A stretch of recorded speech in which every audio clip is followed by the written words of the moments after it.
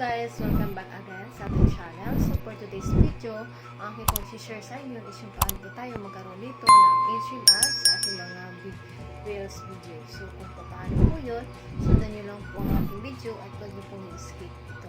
Kasi pwede po tayo dito magkaroon ng in-stream ads kahit hindi po tayo dito monetize. So sa pamamagitan ng mag-request na ganito yung ating report a problem. So, tara, let's go.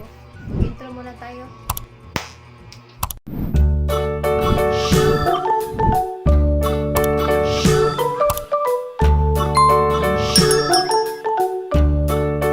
So, hello guys, nandito na tayo. And then, itap po natin itong Facebook account natin. And then, itap niyo po itong ating profile. And then, itap niyo po itong 3 dots sa may gilid. Ayan. Ayan. So, pagdating niyo po dito, i-copy link niyo po itong ating Facebook. So, itap lang po yung copy link. And then, back po tayo. Punta tayo sa ating dashboard. So, itap po natin ating dashboard. So, pagdating niyo po dito, screenshot niyo po itong ating dashboard. Ayan. So, as you can see, green na po siya lahat. So, scroll up mo lang siya. Hanapin niyo po dito ang profile recommendation. So, itap po natin itong profile recommendation. Ayan. So, screenshot din natin ito kasi ipapasa natin ito sa ating ayan, screenshot natin yan. So, kailangan mo ng 3. So, back tayo sa Reels. Punta tayo sa ating Reels and then hanap tayo dito ng as you can see po, maliliit po yung aking viewers. So, hanap ka lang po ng mga Reels nyo na maraming viewers. So, dito tayo. I-screenshot po natin itong ating Reels. So, as you can see, screenshot ko na po yung 3. So, back po tayo. And then, punta tayo dito sa 3 lines sa may gilid. Ayan. So, itap niyo po yan. And then, scroll up mo lang. And then, itap niyo po itong help and support. So, and then, report a problem. And then, scroll up. Continue report the problem. And then, include a report. So, ano po yung ginagamit niyo po dito? Ang akin is yung my profile. So, itap po ating profile. And then, as you can see, may screenshot na po dito. So, kailangan natin ng 3.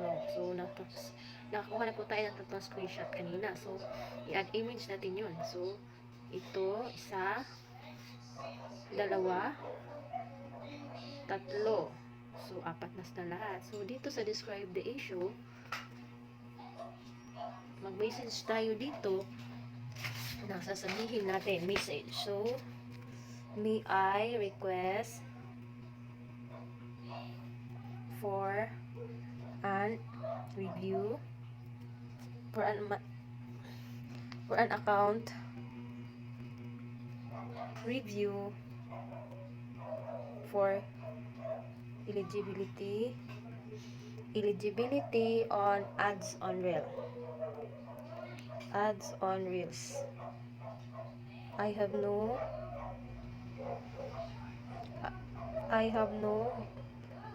monetization issue.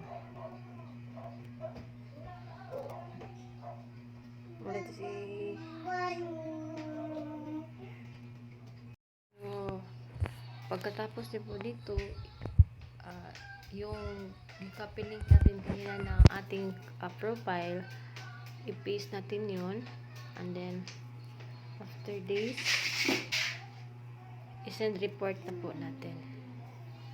Ayan, finalizing bag report na po siya. So, hihintayin lang po natin ang ating pag-send nito. So, ma-send ang ating report dito. Automatic na po yun. Na-send na po yun ni Meta. So, ayan po. Tapos na po yun. Pagkatapos nun, tapos na po ang ating pag-send.